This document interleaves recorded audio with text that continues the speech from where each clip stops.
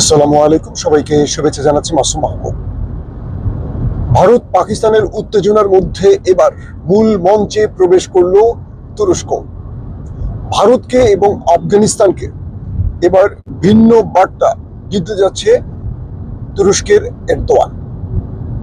আজারবাইজানে যখন বিভিন্ন দেশ সামরিক শক্তি প্রদর্শন করলো, সেই মঞ্চে এরদোয়ান এবং পাকিস্তানের রাষ্ট্রপ্রধান, সেনাপ্রধান তাদের মধ্যে একটি গুরুত্বপূর্ণ আলোচনা হয়েছে। সেই আলোচনার পর পাকিস্তানকে পূর্ণ সমর্থন দেওয়ার ঘোষণা দিল তুরস্ক, যে খবরে ভারত এবং আফগানদের ঘুম হারাম হয়ে গেছে। পাশাপাশি এবার আফগানদের এবং পাকিস্তান এবং আফগান এবং ভারত তুরস্কের বিরুদ্ধে বড় চ্যালেঞ্জ গ্রহণ করল। পাশাপাশি তুরস্ক এই দুই রাষ্ট্রের বিরুদ্ধে কি বার্তা দিল সেই বিষয়গুলো স্পষ্ট করবে এবং আসন্ন যুদ্ধে তুরস্ক পাকিস্তানের পক্ষে কি অবস্থান নিচ্ছে সেই বিষয়টিও আপনাদের জানাবো।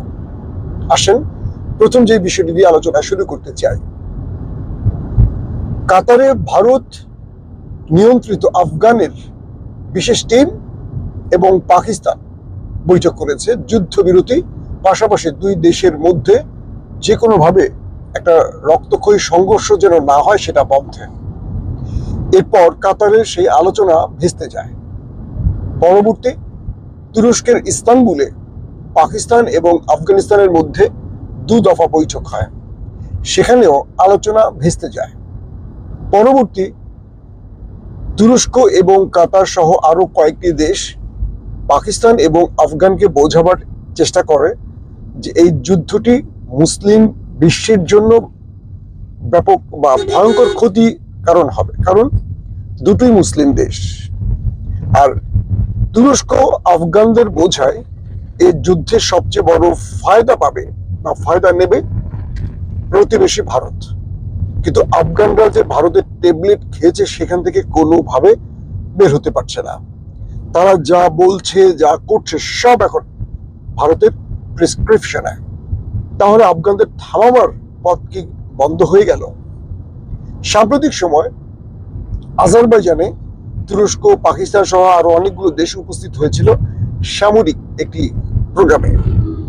সেই প্রোগ্রামে একদম সম্মুখ সারিতে তুরস্কের রাষ্ট্রপ্রধান, পাকিস্তানের রাষ্ট্রপ্রধান, সেনাপ্রধান সহ গুরুত্বপূর্ণ ব্যক্তিরা ছিলেন ইলহাম আলিয়েভ, অর্থাৎ আজারবাইজানের রাষ্ট্রপ্রধান। সেখানে তুরস্ক পাকিস্তানকে জানান তার 3জন গুরুত্বপূর্ণ ব্যক্তি পাকিস্তান সফর করবেন। তাদের মধ্যে রয়েছেন ডিফেন্স মিনিস্টার, রয়েছেন পররাষ্ট্রমন্ত্রী এবং রয়েছেন গোয়েন্দা প্রধান ইব্রাহিম কার্লে, এমআইটির প্রধান যিনি। কিন্তু এই প্রস্তাবটি এরদোয়ান পাকিস্তানকে দেওয়ার পর ভারত এবং আফগানিস্তানের গণমাধ্যম, সোশ্যাল মিডিয়াগুলো ব্যাপক মিথ্যাচার শুরু করে এবং সেই মিথ্যাচারে বলা হয় যে ইস্তানবুল বৈঠক মানে আফগান পাকিস্তানের যে বৈঠকটি হয়েছে সেই বৈঠকটি ব্যর্থ হওয়ার কারণে মূলত তুরস্ক পাকিস্তানের উপর নাখোশ হয়ে এই বৈঠকটি করছে, অর্থাৎ পাকিস্তানকে তুরস্ক শাসাবার জন্য এই বৈঠকটি করছে। বিষয়টি ভালো করে খেয়াল করবেন যে আফগান এবং ভারতের গণমাধ্যম তাদের সোশ্যাল মিডিয়াগুলো প্রচার করছে যে তুরস্ক পাকিস্তানের উপর নাখোশ, অখুশি। কে বলছে? ভারত এবং আফগানিস্তান।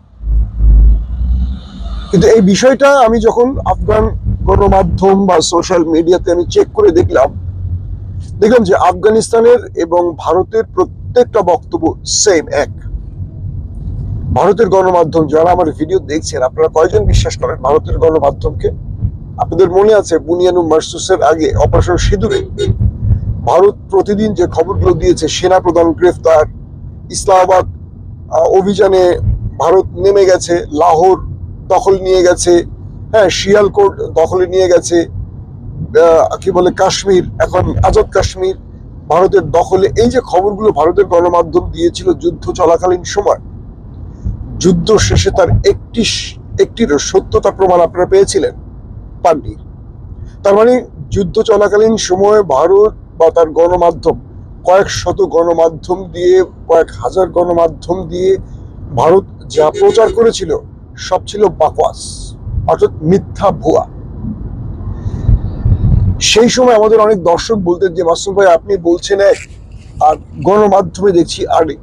আমি তাদের বলতাম যে একটু ওয়েট করেন, শেষ পর্যন্ত কোনটা সত্য হয় সেটা আপনারা বুঝবেন। পরে বুঝতে পারলেন কি, পাকিস্তান অপারেশন বুনিয়ানুর মারসুসে ভারতকে ধসিয়ে দিয়ে গেছে, 7টা যুদ্ধ বিমানকে খেয়ে দিয়েছে, অনেক কিছুকে ধ্বংস করেছে। তো এবার পাকিস্তানে আসবেন তুর্কি গোয়েন্দা প্রধান ইব্রাহিম কার্লিন, পররাষ্ট্রমন্ত্রী হাকান ফিদান এবং ডিফেন্স মিনিস্টার। এই তিনজনের, এই হাই অফিসিয়াল, হাই ডেলিগেট তিনজনের সফরকে নিয়ে আফগানদের সোশ্যাল মিডিয়া, গণমাধ্যম যে বক্তব্যগুলো দিচ্ছে সেম দেখতে পাচ্ছি ভারতের কপি করা। ভারত যা বলছে আফগান তাই বলছে। মানেটাকে একবার বোঝেন। ভারতের গণমাধ্যমে সুরে আফগানরা কথা বলছে, কারণটা কি? তার মানে আফগানরা বা আফগান তালেবানরা এই মুহূর্তে ভারতের ট্যাবলেট খেয়ে বুঁদ হয়ে বসে আছে। ভারতরা বলছে আমাদের শেখানো কথা বলবে, আমাদের শেখানো পথে চলবে, তবেই আমরা তোমাদের ডলার দেব, আমরা তোমাদের টাকা দেব। প্রশ্ন হলো ভারত আফগানকে কত টাকা দেওয়ার সক্ষমতা আছে, যে দেশটি নিজেই এখনো ওপেন জায়গায় ওই কাজ করে? বুঝতে পারছেন তো ওপেন জায়গায় কোন কাজ করে?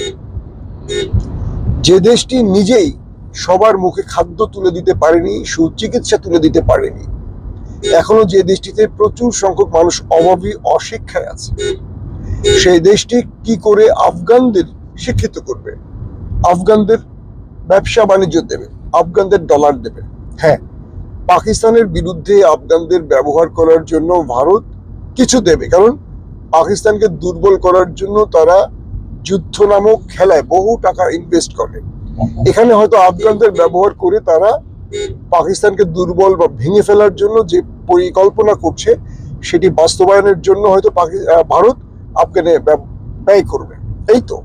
কিন্তু প্রায় 60 থেকে 70% আফগান পণ্য পাকিস্তান কিনে থাকে। তার প্রতিবেশী একটি মুসলিম দেশকে স্বয়ংসম্পূর্ণ করার জন্য পাকিস্তান মনে করে যে আমাদের প্রতিবেশী দেশটি থেকে পণ্য কেনা উচিত, যাতে এই দেশটি দাঁড়াতে পারে। এখন পাকিস্তান তাদের আফগানদের এই পণ্য কেনা প্রায় বন্ধ করে দিয়েছে, সীমান্ত বন্ধ করে দিয়েছে। পাকিস্তানে থাকা লক্ষ লক্ষ আফগানদের ধরে ধরে তার দেশে ফেরত পাঠাচ্ছে, কারণ আফগান তালেবানরা পাকিস্তানে এসে সেই আফগানদের কাঁধে ভর করে পাকিস্তানের গুরুত্বপূর্ণ জায়গাগুলোতে আক্রমণ করছে। ইতিমধ্যে পেশোয়ারে এফসি, তাদের নিরাপত্তা বাহিনী এফসির হেডকোয়ার্টারেও হামলা করেছে তালেবান নিয়ন্ত্রিত টিটিপি। আবার বালুচিস্তানও সেখানে হামলা করছে বিভিন্ন বেলুচিস্তান লিবারেশন আর্মি, এক কথায় ওই পাকিস্তানের শত্রু রাষ্ট্রের গোয়েন্দা বাহিনীর মতো। গত দুদিনের খবরে পাওয়া গেছে প্রায় 1/2 বেশি ভারতের মদতপুষ্ট সন্ত্রাসী বাহিনীগুলোকে ওপারে পাঠিয়েছে পাকিস্তান, অর্থাৎ সিরিজ অ্যাটাক করে তার দেশের ভেতরে যে সন্ত্রাসীরা রয়েছে তাদের মারছে পাকিস্তান। তো এই পরিস্থিতিতে পাকিস্তান যখন উত্তম মাধ্যম বা ধোলাই অব্যাহত রেখেছে, তখন আফগান পাকিস্তান মিলে আরেকটি ষড়যন্ত্র বাস্তবায়ন করতে চাইছে। সেটা হলো যে কোনো উপায় তুরস্কর হাই ডেলিগেটরা, যে 3 জনের নাম বললাম, এই 3 জন যেন পাকিস্তান সফর করতে না পারে। আর পাকিস্তানের সফর ঠেকাবার জন্য ভারতের আর আফগান গণমাধ্যমগুলো উঠে পড়ে লেগেছে এবং বিশ্বকে ভুল বার্তা দিচ্ছে যে পাকিস্তানকে শাসাতে আসছে তুরস্ক। মূলত একটি তথ্য মনে রাখবেন, পাকিস্তান, তুরস্ক এবং আজারবাইজান, এই 3টি রাষ্ট্র ঐতিহাসিকভাবে ব্রাদার রাষ্ট্র, ভাই রাষ্ট্র। এরা একে অপরের বিরুদ্ধে, মানে চোখ বন্ধ করে দিল, একে অপরের বিরুদ্ধে দাঁড়াবে না, বরং পক্ষে দাঁড়াবে। এবং সাম্প্রতিক সময় ভারত পাকিস্তানের যুদ্ধে এই তুরস্ক প্রকাশ্যে, এই আজারবাইজান প্রকাশ্যে পাকিস্তানের পক্ষে দাঁড়িয়েছে, একদম প্রকাশ্যে দাঁড়িয়েছে, সকল সহযোগিতা করেছে, আর কেউ না করলেও। তো এখনো তুরস্ক পাকিস্তানকে সব রকম সহযোগিতা করছে, সামরিক ক্ষেত্রে সব জায়গায় আধুনিক অস্ত্র দেয়া, পরিকল্পনা দেয়া, সব কাজ তুরস্ক করছে। কিন্তু ভারতের আফগান গণমাধ্যমের কথাগুলো শুনলে মনে হয় যে তুরস্ক পাকিস্তানের পাশ থেকে সরে গেছে, একটা ব্যাপার। দ্বিতীয় ব্যাপার হলো, যে কোনো ভাবে তুরস্ক যেন পাকিস্তানে এসে এই সফরটি করতে না পারে, সেজন্য পেশোয়ারের একটি বড় আত্মঘাতী হামলা হয়েছে এফসি কার্যালয় হেড অফিসে। পাকিস্তানের ইন্টেলিজেন্স তথ্য বলছে পাকিস্তানের ভেতরে তুর্কি ডেলিগেটদের প্রবেশের আগে আরো বড় কিছু ম্যাসাকার হবে, আরো বড় কিছু নাশকতা হতে পারে। সেই জন্য পাকিস্তানের intelligence, counter terrorism, FC, rangers, সেনাবাহিনীর বিশেষ টিম, পুলিশ, তারা কাজ করছে। এখন তুরস্ক বলছে তারা এই বৈঠকের মাধ্যমে যে কোনো ভাবে আফগান পাকিস্তানের মধ্যে যে যুদ্ধটা শুরু হওয়ার পথে, বা আফগান পাকিস্তানের মধ্যে যে উত্তেজনা, টেনশন, এটাকে দূর করতে চায়। প্রশ্ন হলো, আফগানরা কি আদৌ পাকিস্তানের সাথে টেনশন দূর করতে চায়, নাকি তারা পুরোপুরি ভারতের পরিকল্পনায় এই লড়াইটাকে কন্টিনিউ করতে চায়? এই জায়গাটা এখন মূল প্রশ্ন। পাকিস্তানের ইন্টেলিজেন্স সোর্স গুলো বলছে যে তারা যে কোনো উপায়ে আফগানদের সাথে যুদ্ধ করতে চায় না, যুদ্ধটা বন্ধ করতে চায়। কারণ পাকিস্তানের ইন্টেলিজেন্স সোর্স বলছে যে আমরা আফগানদের পাশে থাকতে চাই, তাদের ভাই রাষ্ট্র হিসেবে বুকে জড়িয়ে রাখতে চাই, কিন্তু আফগান তালেবানরা প্রতিবেশী শত্রু রাষ্ট্রের প্রেসক্রিপশনে তারা পাকিস্তানের বিরুদ্ধে এখন লড়াই চালিয়ে যাচ্ছে, এবং এতে করে এই দুটো মুসলিম রাষ্ট্রের কারো উপকার হচ্ছে না, শুধু উপকার হচ্ছে ভারতের। আর ঠিক এই বার্তাটি নিয়েই তুরস্ক আবারও পাকিস্তান সফরে আসবে। আর দ্বিতীয়টি হলো, তুরস্ক এই সফরে ভারতের বিষয়ে কিছু র্যাকি করবে। অপারেশন সিঁদুর 2 শুরু করার যে চিন্তা করছে, এটাকে মোকাবেলা করার জন্য তুরস্কের এই হাই অফিসিয়ালরা, হাই ডেলিগেটরা, তারা পাকিস্তানের সাথে আরো কিছু বিষয় আলোচনা করবে, ফিল্ড ওয়ার্ক করবে, এবং কোন কোন ক্ষেত্রে পাকিস্তানকে ভারতের বিরুদ্ধে একটি শক্তিশালী চ্যালেঞ্জ মোকাবেলায় শ্রেষ্ঠত্ব অর্জনের জন্য তৈরি করা যায়, সেই কাজটি তুরস্ক করবে, এমনটি দাবি করা হচ্ছে। তার মানে আগামী দিনে তুরস্ক ফুল ফেজ, একদম ওপেন, পাকিস্তানের পক্ষে শুধু নামছে না, পাকিস্তানকে রক্ষায় তার যা যা করণীয় সব করবে। আর এখানে যদি আফগানরা বড় রকম পাগড়া দেয় ভারতের পক্ষ নিয়ে, তাহলে এটুকু বোঝা যায় তুরস্ক আফগানদের ছাড়বে না। কারণ বিগত সময় এই তুরস্ক ন্যাটোর হয়ে এই আফগানে অবস্থান করেছিল, তাদের মাঠ ঘাট সমস্ত অবস্থান জানা আছে। আর অন্যদিকে পাকিস্তানেরও আফগান সম্পর্কে সর্বাধিক জানা আছে, কারণ পাকিস্তানের ইন্টেলিজেন্স আইএসআই আমেরিকাকে খেদিয়ে এখানে আফগান তালেবান সরকার প্রতিষ্ঠা করেছে। সো পাকিস্তান চাইলে এক ফুৎকারে আফগান তালেবান সরকারকে উৎখাত করতে পারে, কিন্তু তারা এটি চাচ্ছে না। তারা চাচ্ছে ভারতের গ্রিফ থেকে তাদেরকে বের করে এনে আগের অবস্থানে আবার বসাতে। কিন্তু আফগান তালেবানরা যে কোনো ভাবে এখন ভারতের প্রেসক্রিপশনে নাচতে শুরু করেছে। এই নাচানাচি বন্ধ না করলে দুটো প্রতিবেশী মুসলিম দেশ আগামী দিনে বড় রকম বিপর্যয়ে পড়বে। আল্লাহ হাফেজ।